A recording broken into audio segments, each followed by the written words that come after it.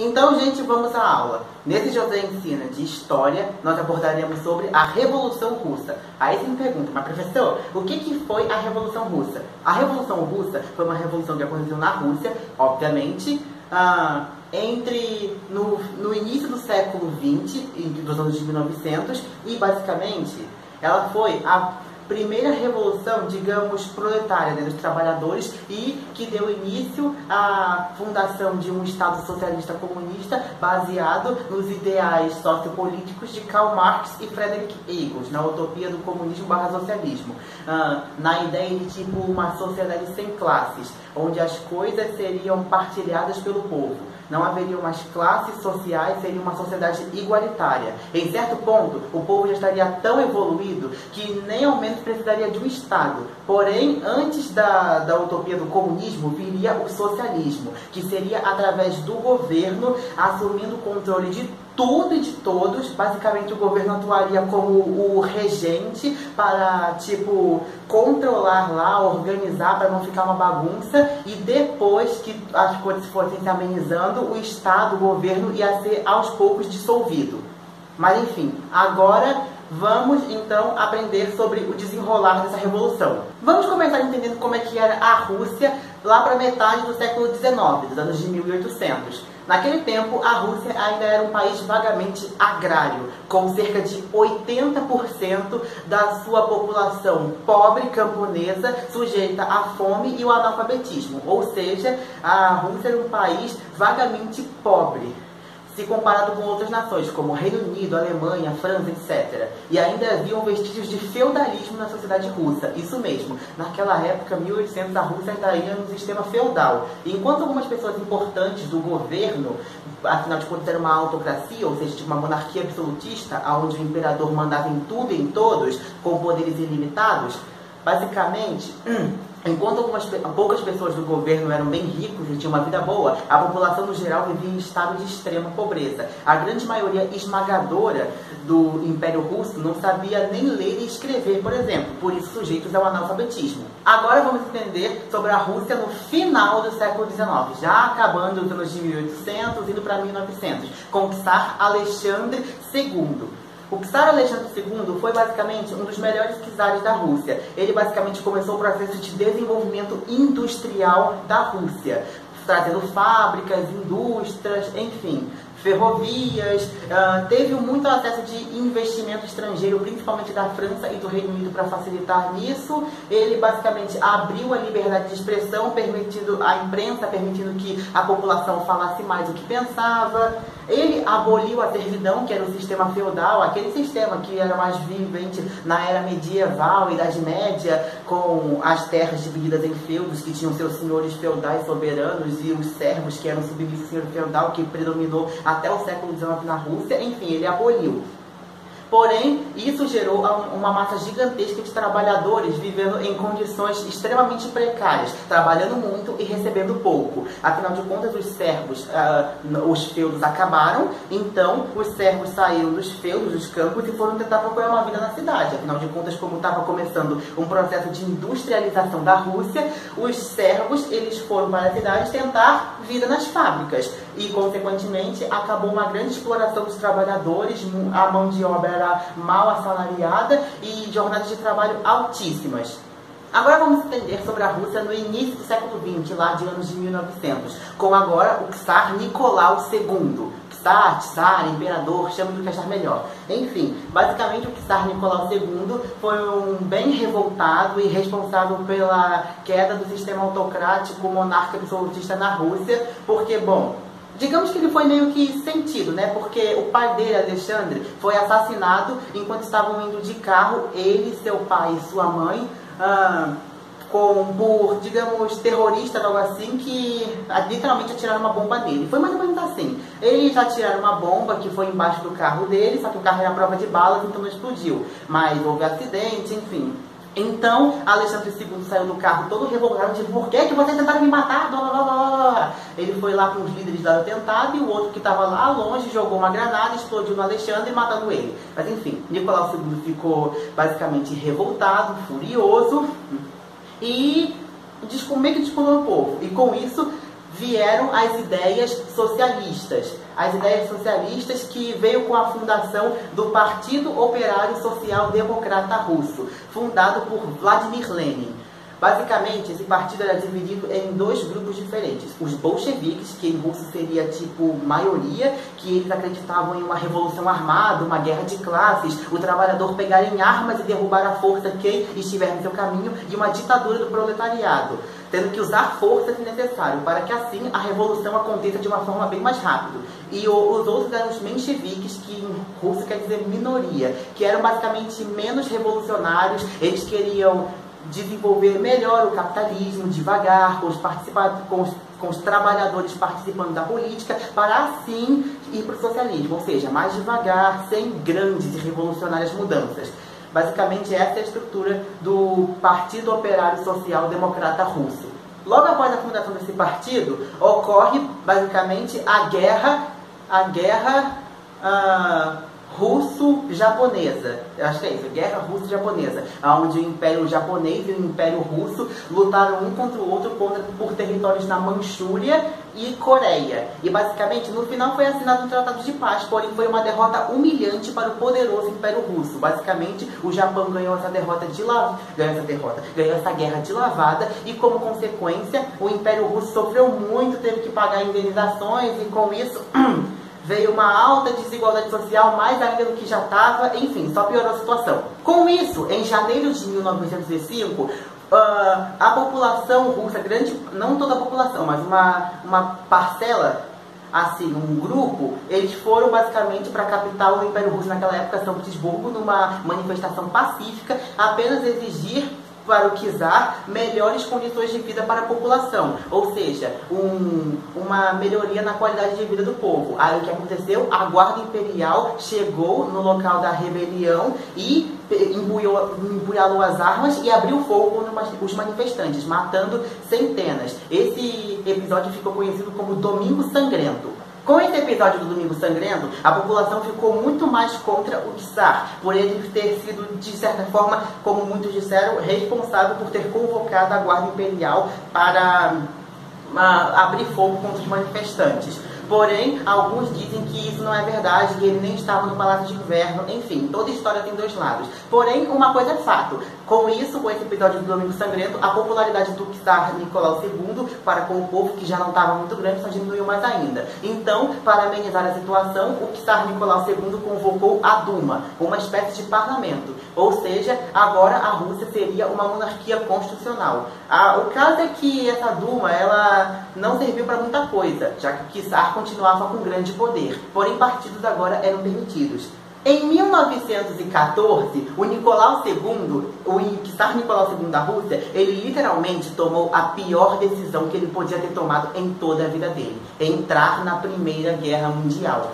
Afinal de contas, o exército russo, apesar de numeroso, era muito despreparado, muito mal equipado, se comparado com as outras potências europeias, como Reino Unido, Alemanha, França, embora a França e o Reino Unido estivessem ao lado do Império Russo. Mas enfim, o fato é que o Império Russo já não tinha recursos direito nem para alimentar sua população, quem dirá sustentar uma guerra. Com isso, a população ficou passando mais fome ainda do que estava antes. A inflação subiu, já que o Império estava imprimindo dinheiro adoidado para pagar a guerra. Com isso, as pessoas começaram a ganhar menos e as manifestações só aumentaram, a situação só piorou. Agora vamos falar sobre a Primeira República Russa. Basicamente, em 1917, um ano antes da Primeira Guerra Mundial acabar, o czar Nicolau II ele abdica do trono, meio que forçadamente, e é substituído pelo governo bolchevique.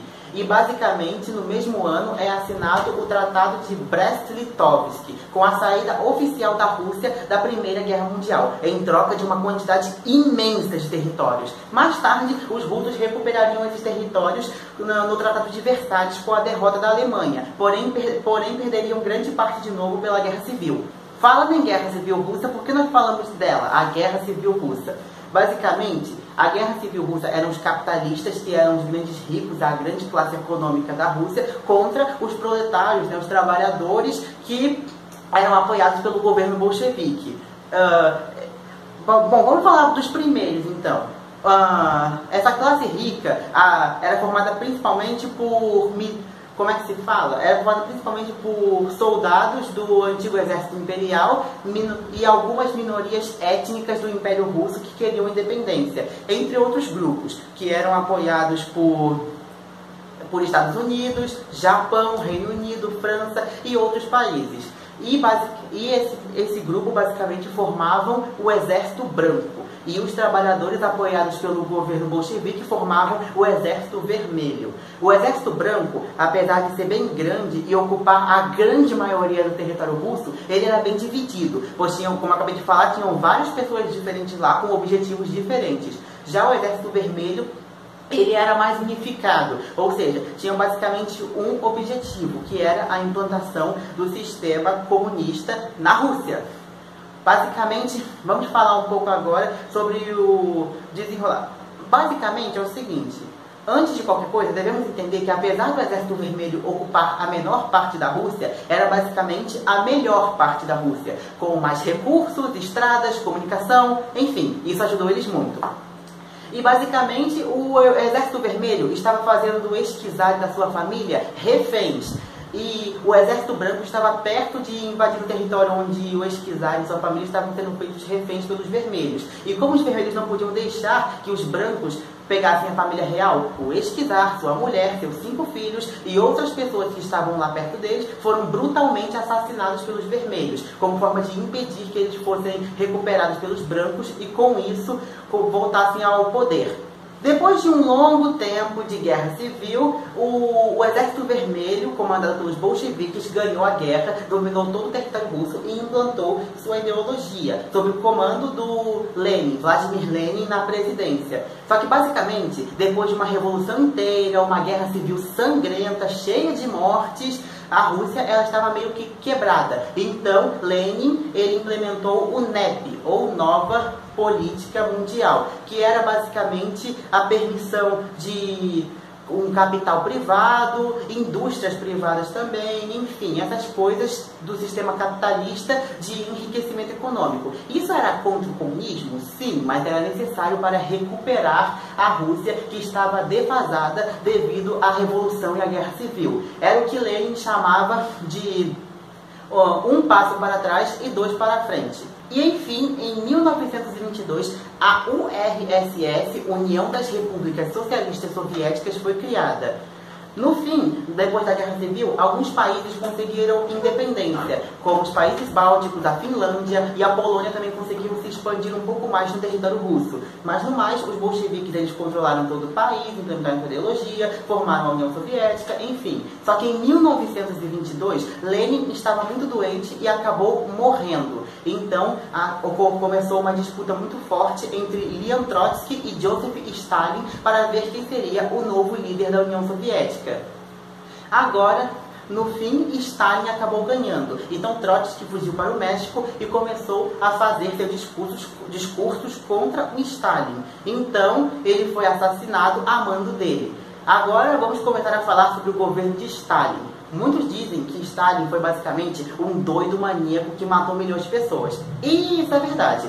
Porém, ele também fez coisas boas durante o seu governo. Por exemplo, antes da Revolução Russa, como eu falei no começo desse vídeo, a grande maioria da população era analfabeta. Depois da Revolução, principalmente no governo de Stalin, isso mudou e o índice de analfabetismo caiu drasticamente. O direito das mulheres também foi bem amplificado e a Rússia conseguiu se desenvolver industrialmente, principalmente na indústria de grande porte, se tornando mais tarde uma superpotência.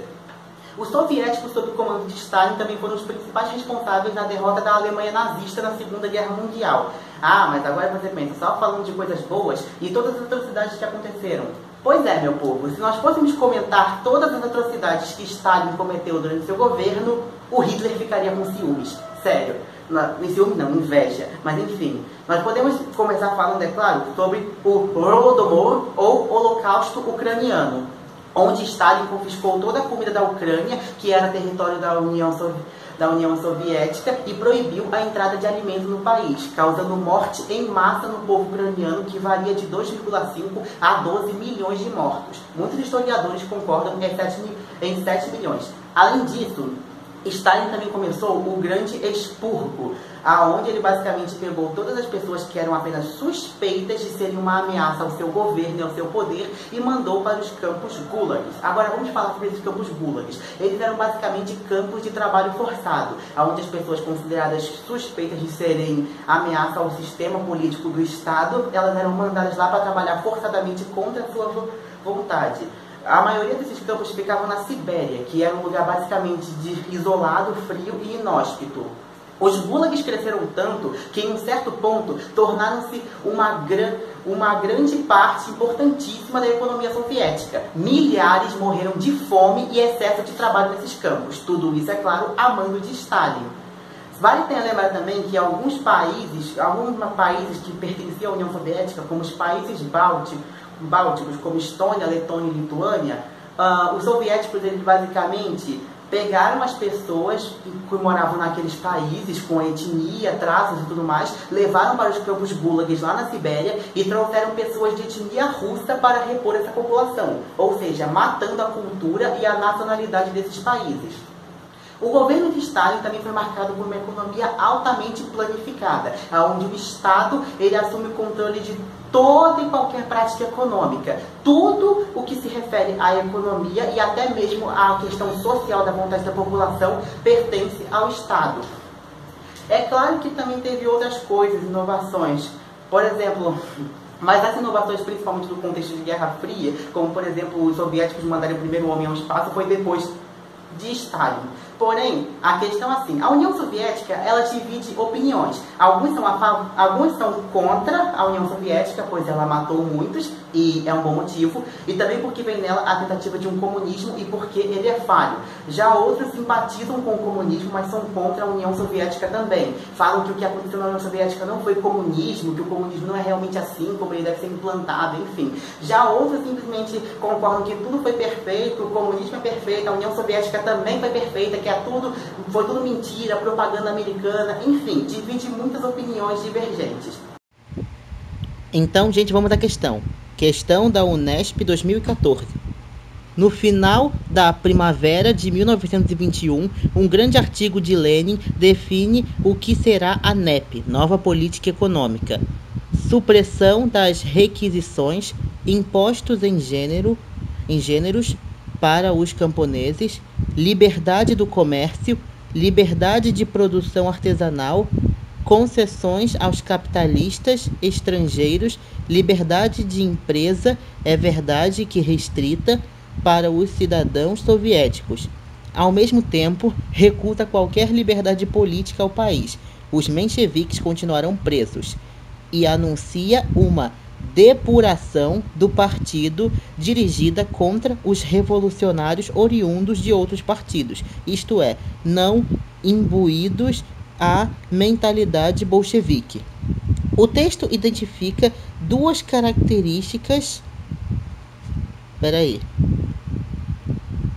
soviética do processo de constituição da União Soviética. Alternativa A reconciliação entre as principais facções social-democratas e a implantação de um sistema político que atribua todo o poder aos sovietes de soldados, operários e camponeses. Alternativa B, o reconhecimento do fracasso político e social dos ideais comunistas e o restabelecimento do capitalismo liberal como modo de produção hegemônico no país. Alternativa C, a estatização das empresas e dos capitais estrangeiros investidos no país e a nacionalização de todos os meios de produção com a implantação do chamado comunismo de guerra. Alternativa D, a aguda concentralização do poder nas mãos do partido governante e o restabelecimento temporário de algumas práticas capitalistas que visam a aceleração do crescimento econômico do país. Ou alternativa E, o fim da participação russa na Guerra Mundial, definida pelas principais lideranças do Exército Vermelho e a legalização de todos os partidos socialistas. Então, vamos à questão. Então, gente, vamos à questão. Eu anotei aqui as alternativas de A a D pra gente analisar, pra ficar um pouquinho mais fácil. Então anotei aí porque não coube. Caso a gente tenha que analisá-la, o que é meio difícil, porque se todas essas estiverem erradas automaticamente aí já é certa, mas enfim, só para analisar, pra gente saber por que ela tá certa, a gente apaga tudo e escreve aí pra gente analisar. Caso não seja preciso, não vou perder meu tempo. Mas enfim, vamos lá. A reconciliação, alternativa A. A reconciliação entre as principais facções social-democratas, vou fazer assim para você saber onde é que eu estou, e a implantação de um sistema político que atribua todo o poder aos soviéticos de soldados, operários e camponeses. Bom, é o seguinte, lá no... Se a gente voltar no texto, que eu não vou voltar porque eu não já perdi meu tempo, porque eu já decorei do que ele falava, lá não falava nada sobre os soviéticos e nem atribuição de poderes a eles. Logo, a alternativa A está errada. Vamos lá. O reconhecimento do fracasso, eu escrevi fracasso, mano. O reconhecimento do fracasso político e social dos ideais comunistas, não vamos nem continuar. Primeiro que a Revolução Russa é uma revolução que defendia os ideais comunistas. Se ela achasse que ela seria um fracasso, seria muito contraditório. Então, a alternativa B, errada também. Alternativa C. A estatização das empresas e dos capitais estrangeiros investidos no país e a nacionalização de todos os meios de produção com a implantação do chamado comunismo de guerra. Lá no texto realmente falou sobre uma questão de uma influência maior, o celular da minha avó tocou. Falou realmente sobre a questão de uma influência maior do governo na questão econômica, social, mas lá também falou sobre características intrínsecas ao capitalismo que são totalmente contrárias, como por exemplo, liberdade de comércio, capital privado, coisa assim. Então, isso automaticamente anula a questão C. Agora vamos checar se a questão D está certa ou não, se não a gente passa para a questão E, se não a gente marca logo. Se sim, a gente marca logo. A aguda centralização do poder nas mãos do partido governante e o reestabelecimento temporário de algumas práticas capitalistas que visam a aceleração do crescimento econômico do país. Está certíssimo! Lá falou sobre essa NEP, Nova Política Econômica, que eu não sei porque eu falei mundial nesse vídeo, mas enfim, vai estar consertado aqui na edição. Enfim, aqui, olha, a aguda aceleração do poder nas mãos do partido governante, isso já fala na segunda parte, isso aqui pode confundir um pouco, porque inverte a ordem dos fatos, e isso aí pode confundir a cabeça, então você tem que estar sempre ciente. E assim, aqui. E o restabelecimento temporário de algumas práticas capitalistas que visam a aceleração do crescimento econômico do poder. Estava falando lá na primeira parte do texto, lá a permissão do capital privado, liberdade de comércio, artesanato, indústria têxtil, enfim. Então a alternativa D está correta, a resposta correta é a alternativa D. Então, gente, esse foi o vídeo, espero que vocês tenham gostado. Se você gostou, deixa um like, se você não gostou, vai estudar. Mas enfim, deixe um like mesmo, compartilhe esse vídeo para a gente conseguir expandir esse projeto aqui de curso pré-vestibular gratuito para ajudar quem quer passar no Enem, mas não tem condições de pagar um curso pré-vestibular decente. Comenta aqui embaixo conteúdos que você tenha dúvida, que eu posso vir aqui mesmo no celular da minha avó, não para de tocar, gente. Não sei o que há aqui, mas enfim, comenta aqui embaixo o que você acha que tem dúvida para eu poder trazer aqui para vocês. Deixa eu ver o que mais. Já falei, inscrevam-se no canal para apoiar o tio aqui, ativem o sininho da notificação para ficar por dentro de notificação de tudo quanto é o conteúdo novo que eu colocar aqui nesse canal. Me sigam em todas as minhas redes sociais. Um super beijo, tchau e até semana que vem ou a qualquer momento que o Judá ensina. Tchau, tchau!